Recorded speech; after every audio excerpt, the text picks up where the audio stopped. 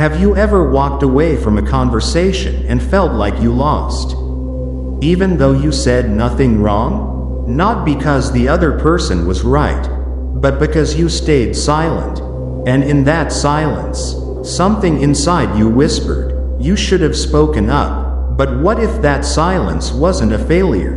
What if it was the most strategic move you could have made? In a world constantly shouting for attention, where everyone is trying to impress, convince, and dominate, silence feels out of place.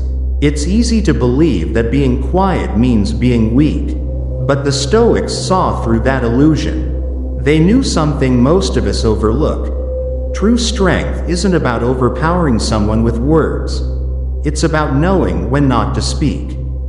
Because when your silence comes from self-mastery, it isn't emptiness, it's presence, it's power, it's choosing not to be reactive in a world that thrives on reaction. This video isn't a guide to witty comebacks or smart retorts. It's not about learning to win arguments. It's about something far more powerful: how to let your silence speak volumes. How to unsettle the arrogant, confuse the manipulative, and outsmart the dominant without raising your voice. If you've ever felt ignored, talked over, underestimated, or like your words were dismissed as noise, this is for you. If you've ever left a conversation feeling drained, not because you didn't speak up, but because speaking didn't change a thing, this message might change the way you think about power forever. Let's start with the first lesson: the illusion of verbal victory. Have you ever poured your heart into an argument, only to leave with a lump in your throat and an ache in your chest? You said what you believed. You defended yourself. You even made solid points. Yet somehow, it still felt like a loss. Why? Maybe you were surrounded by louder voices, people who interrupt, ridicule, or twist words with a smirk, masking their insecurity as confidence. Maybe you've told yourself that staying silent means surrender. That if you don't react, you're weak. That silence is losing. But what if that entire belief is a trap? A falsehood fed to you by a society obsessed with noise? The Stoics, masters of stillness and inner fortitude, understood that true power often says the least. Epictetus once said, "It is not he who reviles or strikes you who insults you, but your opinion that these things are insulting." In other words, it's not their attack that defines you, it's how you receive it. Think about that. In today's hyper-verbal world, we're trained to speak up, defend, explain, argue. We treat every disagreement like a debate stage or a battlefield. But the wise take a different path. Nature itself offers a profound lesson. The wolf doesn't bark, it observes. The ocean doesn't argue, it waits. The tallest trees don't scream about their strength, they just stand and endure. Silence is not retreat, it's not fear. It's the quiet confidence that shakes insecure foundations. It's the invisible force that leaves the loudest person feeling strangely unsettled. It forces manipulators to trip over their own traps.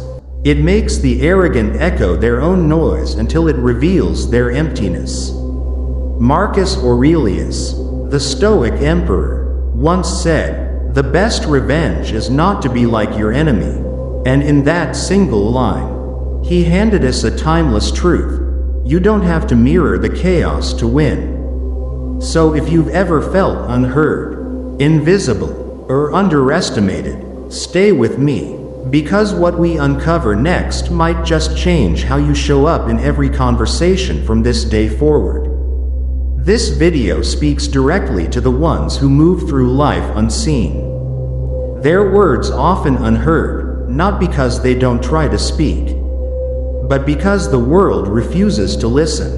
It's for those who leave conversations with unspoken thoughts heavy in their chest, not out of fear, but because they know there's no point in shouting into a storm. It's for the calm ones, the kind-hearted, the quietly resilient, those who are often mistaken for being soft, simply because they choose peace over performance.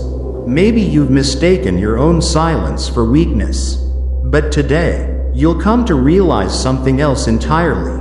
Your silence has been your sharpest weapon all along. We live in a culture that glorifies the last word, as if being the loudest means being the strongest. But true power? True power is needing no final word at all. It's being able to walk away without flinching. It's observing without needing to correct.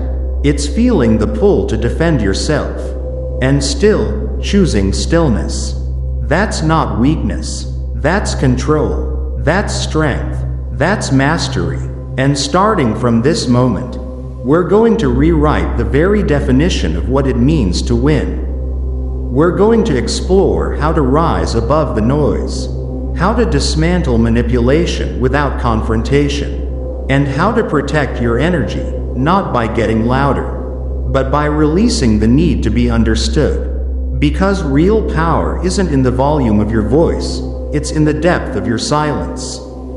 Prepare to view silence in a completely new light, not as the absence of a response, but as the most undeniable response of all. Let's begin. Number 2. The ego's game. Why do we feel that irresistible urge to respond, to correct, to defend, to prove that we're right? It's not just instinct, it's conditioning. We've been taught that if we stay silent, we lose, that if we don't speak up, we're letting falsehood win. But the Stoics saw through that illusion a long time ago. Marcus Aurelius once said, "You always own the option of having no opinion." There is never a need to trouble yourself or lose your inner peace. And that's exactly where ego fails us. Because behind that urge to jump into an argument, to correct someone, to protect our pride, there isn't strength. There's fear. Fear of looking weak, fear of being misunderstood, fear that silence will be seen as defeat. And standing behind all that fear is the ego, fragile, restless, desperate for validation. It clings to identity. It feeds on control. It wants to be right, not to learn. It seeks confirmation, not clarity. When disagreement arises, the ego doesn't search for truth, it wages a war to protect its image. And that's why most arguments have nothing to do with wisdom. They're not about depth, they're about defense, a shield made of words, thrown up to protect a self-image built on shaky ground. So what does this mean for us? It means that the moment we feel the need to justify, to explain, to argue, we've already started to lose. Because the instant you play by someone else's emotional rules, you've surrendered your inner center. Epictetus once offered a beautiful reminder: if someone speaks badly of you, do not defend yourself against the accusations, but reply, "He obviously did not know my other faults, else he would not have mentioned only these." That, right there, is the Stoic mindset. It doesn't react, it reflects. It doesn't fight to be seen as right. It stands rooted in its truth. Because those who constantly need to be perceived as good, those who rely on others' opinions to validate their worth, will always be controlled by the noise outside them. And in that noise, we forget the quiet brilliance of simply staying still. On the next page, we'll explore how silence doesn't just protect you, but disarms the very people who seek to manipulate you. We've come to realize, true power does not lie in reaction, but in self-mastery. So what happens when our lives are dictated by the gaze and judgments of others? There are those who live their entire lives not by reason, nor by heart, but by the eyes of the crowd. They constantly strive to be seen as good, correct, admirable in the eyes of others. Yet the more they try to be righteous, the more they are imprisoned in what the Stoics called herd morality. This is not a prison of bars and walls, but a silent prison of performance, where your every action is no longer a free choice, but a conditioned response, shaped by what others might think of you. However, true strength does not lie in the ability to make others nod in agreement. It lies in the freedom to remain unmoved. It's when you quietly hold onto your truth, even in the face of ridicule, rejection, or misunderstanding. It's when you can master yourself, while everyone else is being led by emotion and losing control. Because the real battlefield is not the argument. It's within your own mind. It's where you stand at the crossroads, react instinctively, or stand sovereign in your inner world. But this leads to a deeper question. How can you influence others if you do not react? How do you project strength without speaking? The answer does not lie in dominating others. It lies in your silent presence, a wordless authority, radiating from one like the Stoic sage, someone who needs no crowd, no validation, to feel whole and complete. And in the next part, we will explore that archetype, not through theory, but through action, because from this moment on, silence will begin to speak. Part 3. The Stoic Master of Silence. Nature never whispers to distracted minds, nor does she reveal her secrets to those chasing applause. She opens up only to those bold enough to look within, to confront their quiet restlessness, to shed their illusions, and to rise, not through noise, but through stillness. While most people live shackled by opinions, by tradition, by the need for approval, there exists another kind of being, rare, unshakable, and inwardly free. The Stoics called him the sage. He does not need high status or public fame. What makes him stand out is a level of self-mastery so profound that no external force can disturb his inner peace. He does not react impulsively. He chooses. He does not seek to control others. But no one can control him, either, and most striking of all, he achieves all this in utter silence. The Stoic sage does not enter debates to win. He does not play emotional games. He doesn't try to prove, persuade, or defend. He observes, he waits, and only when necessary, he speaks, with precision, not performance. His silence is not an empty void. It is a declaration, a language that transcends words, a presence that cannot be ignored. As Seneca once wrote, silence is a lesson learned through life's many sufferings. And for the sage, silence is not passive. It is calculated and intentional. He does not seek admiration, yet his calmness commands respect. While others raise their voices to defend themselves, he simply raises his gaze. When they wield words like weapons, he dismantles their illusions with inner stillness, and with that alone, he makes the noise around him dissolve. This kind of silence is not merely a reaction, it is a way of life.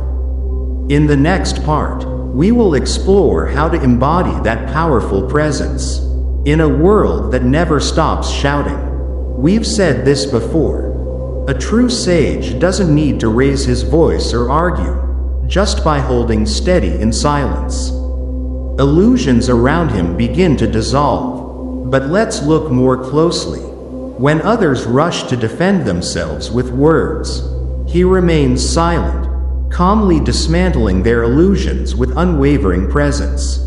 His silence is like a mirror, and those who look into it often feel uneasy, because what they see reflected isn't him. It's the chaos within themselves. In a world addicted to attention, addicted to outrage, addicted to noise, The one who masters silence becomes a king without a throne. His quietness is a fortress, not because he's hiding, but because he understands. Every unnecessary word is a piece of power given away. Every reactive emotion reveals a crack in one's armor. That's why he speaks little, not because he lacks something to say, but because he has nothing to prove. Epictetus once reminded us, if you want to improve, be content to be thought foolish and stupid in things that don't matter.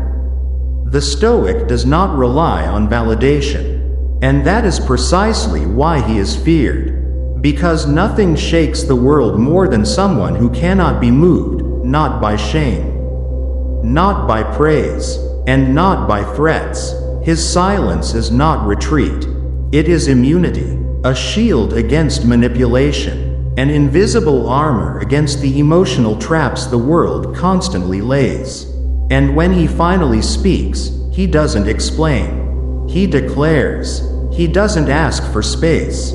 His presence claims it. His words are few, but they carry weight, not because they were cleverly calculated, but because they come from a deep, unshakable stillness within. But this brings us to a deeper question. Why does silence have such a disturbing power? Why does a person who says nothing make others more anxious than someone shouting in protest? Why does stillness evoke more fear than fury? The answer is not just philosophical. It is psychological. To understand the true power of silence, we must understand the inner chaos it causes in those who are addicted to noise. We must understand how the calm presence of one person can unravel the entire emotional scaffolding that another clings to. And that is exactly what we'll explore in the next part. Why silence unsettles people so deeply. Building on what we just uncovered, that silence can unsettle someone even more than anger, it's time to dive deeper. What actually happens in a person's mind when you choose not to react? When you respond with silence, the other person doesn't feel heard, they feel seen. And when someone feels seen, without the safety raft of your reaction to cling to, their buried insecurities start to rise to the surface. The mind instantly enters a state of alert.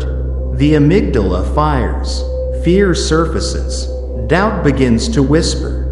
Is he judging me? Did he see right through me? Did I just give myself away? In that psychological storm, your silence becomes a blade, not one that attacks, but one that exposes. It doesn't cut with sound, it cuts with stillness. Epictetus once said, any person capable of angering you becomes your master. But the Stoic does not so easily surrender that power. He understands. Every rushed word is a move exposed. Every emotional outburst is a blueprint of your weakness, handed directly to your opponent. That's why the Stoic chooses silence, not as retreat, but as a form of psychological warfare. He does not suppress his emotions. He rules them. And this very silence becomes most devastating to manipulators. These are people who thrive on emotional control. They bait you, provoke you, poke at you, hoping you'll react. Because your reaction gives them leverage. It lets them adjust. It puts them in charge. But what if you don't react? What if you remain grounded, unmoved? The entire game collapses. The manipulator begins to panic. Because without your response, they can't recalibrate, they can't dominate, they can't control. Deeper still, your silence awakens old wounds, unhealed traumas, rejection, invisibility, abandonment. In that quiet space, the ego begins to tremble. It realizes it is not the center, that its words carry no weight, that its presence no longer shifts the earth beneath it. To someone addicted to attention, this is unbearable. To someone whose identity is built on approval, silence is annihilation. So when you choose silence, not out of fear, but out of mastery, you're not just protecting your peace. You're striking at the most fragile part of them, the illusion of self-importance. Marcus Aurelius once wrote, "The nearer a man comes to a calm mind, the closer he is to real strength." Because silence demands more courage than speech. It denies you the immediate satisfaction of being understood. It resists the impulse to explain, to justify, to prove the very things society conditions you to do. And that's precisely why silence holds power. Because it isn't instinct, it is intention, it is discipline. The Stoic sage is not silent because he lacks bravery. He is silent because he holds more of it than the world can comprehend. And in that stillness, he says everything that words fail to express: clarity, authority, and the untouchable peace of a man who no longer needs to react. Coming up next, silence as a strategic weapon. Now that you understand how silence impacts the minds of others, stirring up insecurity, dismantling illusions, how do you use it deliberately and wisely? Let's explore that right after this. Now that you understand why silence can throw the human mind into disarray, causing unease, breaking down defenses, and exposing illusions, it's time to take things a step further. Not just to understand, but to wield. From this moment on, silence is no longer just a passive shield. It becomes a sharpened blade, not meant to harm, but to express the strength of self-mastery. Remember the first principle, so simple. It's almost brutal. Stay silent exactly when your ego is screaming to speak. When you're burning to respond, to explain, to prove your point, that is when you must stay still. Because that urge, it's not power, it's surrender in disguise. It reveals that you still crave validation, that you still want others to understand your side, and in doing so, you hand over your power. True silence begins the moment you no longer feel the need to be understood. Seneca once said, "He who wants little is the richest." In the same way, the one who no longer needs to be right, to be heard, to be praised, becomes untouchable. Principle 2. Observation. Amid the noise of others, you sharpen your perception, but you don't listen like someone waiting for their turn to speak. You listen like a strategist in the fog of war, silent, alert, observing, waiting. You notice every contradiction, every slip, every fear disguised as arrogance, and you collect it all. Then, when you finally speak, if you speak, it's not to chat. It's to strike, a single sentence, clean and razor sharp, because by now, you know the terrain of their mind better than they do. Principle 3. Time. Let silence breathe. Let the pauses stretch longer than feels comfortable. Because you know what? It's in those moments of stillness that people begin to fall apart. They interpret, they imagine, they spiral into the noise of their own mind. And in that moment, you don't need to say a thing. Because nothing needs to be said. Marcus Aurelius once advised, "Be silent, unless what you are about to say is better than silence." Principle 4. Unpredictability. When your words are rare, your silence gains gravity. People start to fear what they cannot predict. They tread carefully. They adjust their tone. They second-guess themselves. At this point, you no longer react. You become the center of gravity. Calm, still, unshakable. But let's be clear. This silence is not weakness.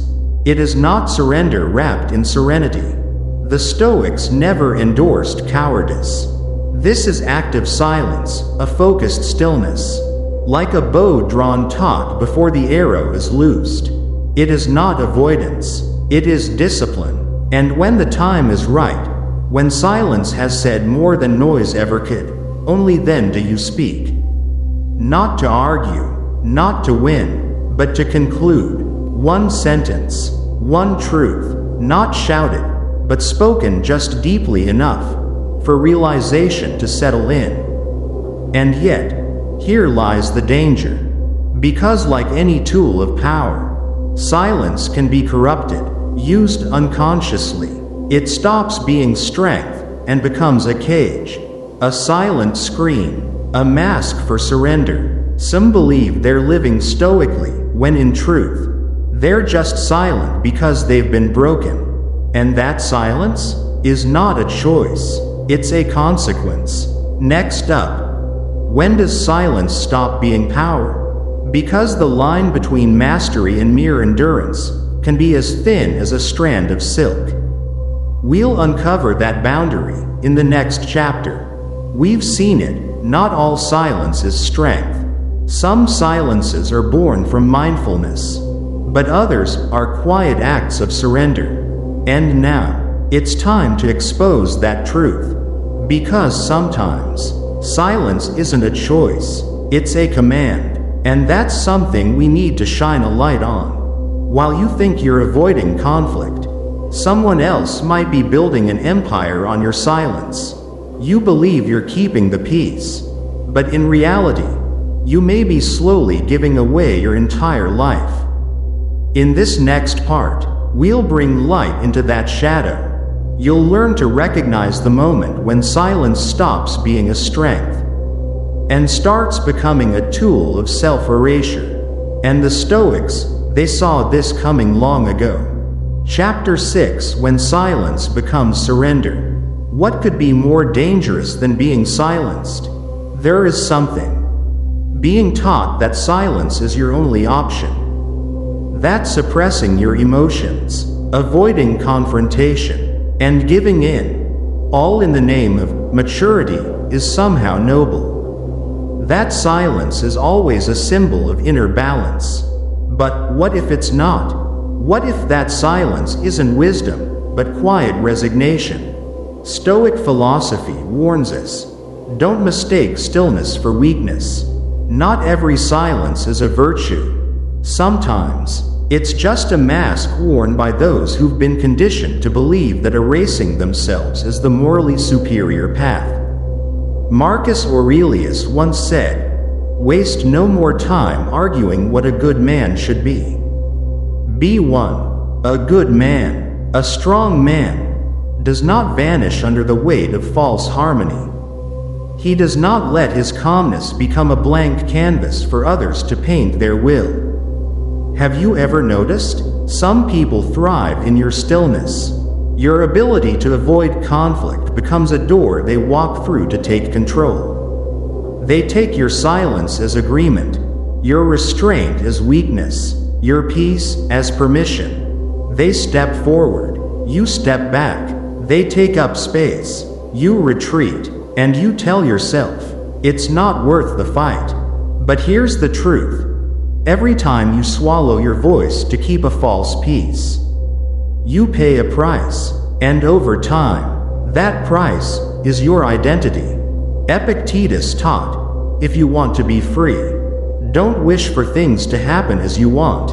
Wish for them to happen as they do, and take control of how you respond. But if your only response is silence, especially when that silence is rooted in fear, you're not responding anymore. You're surrendering. And that's not the stillness of mastery. That's the paralysis of domestication. The Stoics spoke of the herd mind, a moral code not designed to empower the strong, but to pacify the many. It teaches you to shrink, to yield, to obey, and then it applauds your restraint, even as it slowly erases you. But the Stoic path is not the path of self-erasure. It is a return to your true essence. To master yourself is not to dominate others, but to no longer be ruled by fear, by guilt, or by the need to be liked. True silence does not apologize for its presence. It does not step aside just to maintain peace. It stands firm, because it has nothing left to prove. That is the stillness of true freedom. Coming up next. When does silence stop being a virtue and become a trap? Because between self-mastery and silent suffering, there is often only a thread of difference, and together, we're going to pull that thread apart in the next chapter. We've arrived at an important truth: not all silence is strength. There is the silence of awareness, and there is the silence of submission. Now we move forward to ask the deeper question: how do we escape the kind of silence that's been imposed on us? How do we stop others from taking advantage of us without us even realizing it? This is the kind of silence nature respects. Not the silence that bows down, but the kind that dissolves tension without a single word. It doesn't argue, it doesn't beg, it doesn't tremble, it simply exists, strong enough to dissolve every illusion around it. But the question still remains, greater than how do we break free from the silence of obedience? How do we stop being used, manipulated, without ever knowing? The answer lies in the final evolution of Stoic philosophy, not in becoming some kind of superhuman, as many misunderstand it, but in becoming someone who has mastered themselves. A person who no longer needs to be heard, because their silence is their declaration. A person who speaks only when truth demands it, and never speaks just to justify their worth. And in the final chapter, you'll see exactly what that looks like, what true presence really means. Because this world isn't lacking in voices that scream to be seen. It's lacking people who have mastered their inner stillness and lead through it. Part 7: When silence becomes identity. We've reached the final step. And now, let's understand this clearly. Silence is not emptiness. It is not weakness. It's not just the pause between two sentences. True silence is presence. It is the unmistakable mark of someone who no longer merely reacts to the world, but begins to reshape it. Simply by existing. According to the Stoics, nature does not reward those who simply endure. It belongs to those who rise, who dare to shed their masks. Even when it hurts.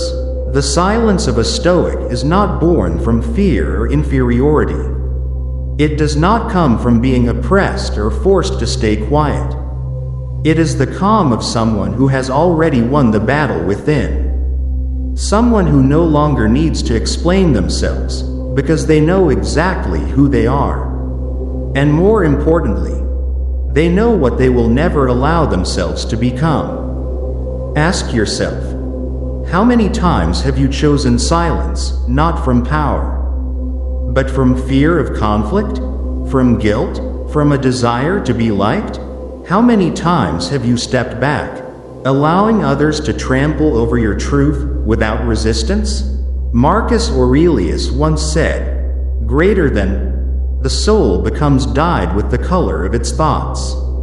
And if your silence is tinted with shame, then it is no longer noble. It is betrayal. From this moment on, your silence must never be a place to hide. It must become a boundary, a declaration, a source of strength. You don't need others to understand you. You just need to have the courage to show up. And that takes bravery. If you're ready, declare this now. I choose the kind of silence that commands respect. Write it below. Not to be praised, but to mark your place on this journey. Because even in silence, your words can move mountains when they come from a place of inner mastery. And remember, the weak scream, the strong remain silent, but the wise know when to speak. Silence, when rooted in true strength, doesn't hide who you are. It reveals you. If what you've just read stirred something deep inside, then you already know. The most powerful presence needs no noise. It only needs to exist. And if you're ready to walk that path, calm, deliberate, unshakable, hit subscribe so you don't miss the next chapter. And in the comments below, right finger, power in silence. Not just to show me you've understood, but as a quiet vow to yourself. Because you're not here to be louder. You're here to be clearer.